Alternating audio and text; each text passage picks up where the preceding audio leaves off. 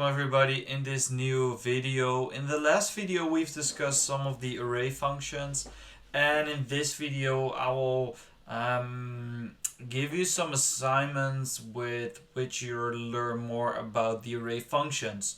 So there are a couple functions that you need to use in this assignment. Some of them you've already used, but some of them you've not used or you've not seen yet.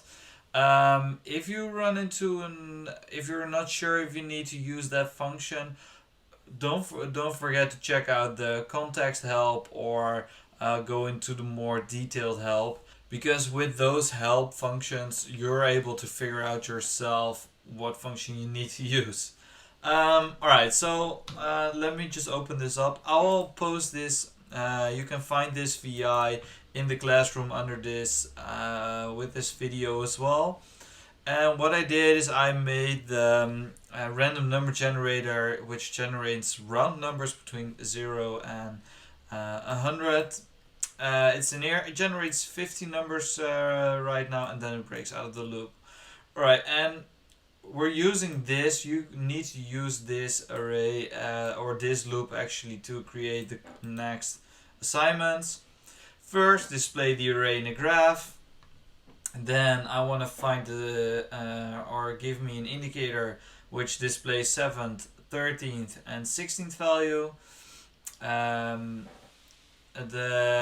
Replace every 9th value with a new randomly generated round number between 0 and 100. So with this function,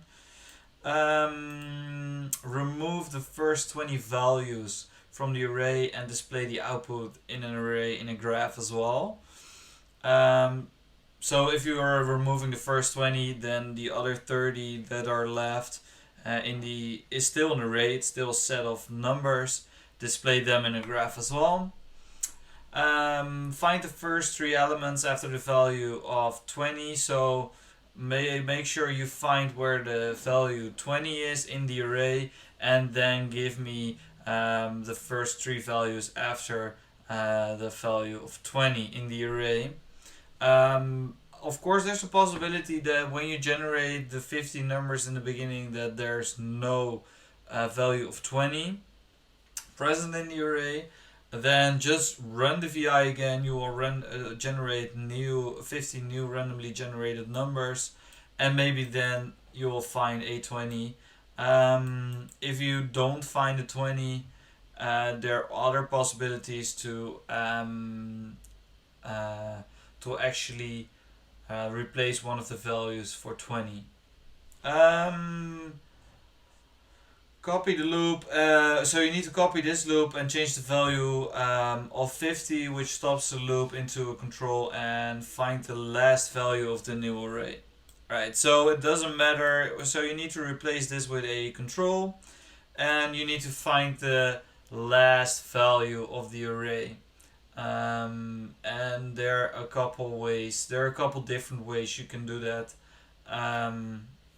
So you can you can look at it a little bit creative as well. Alright, so for these assignments, they're just the first steps into what you can do with arrays during your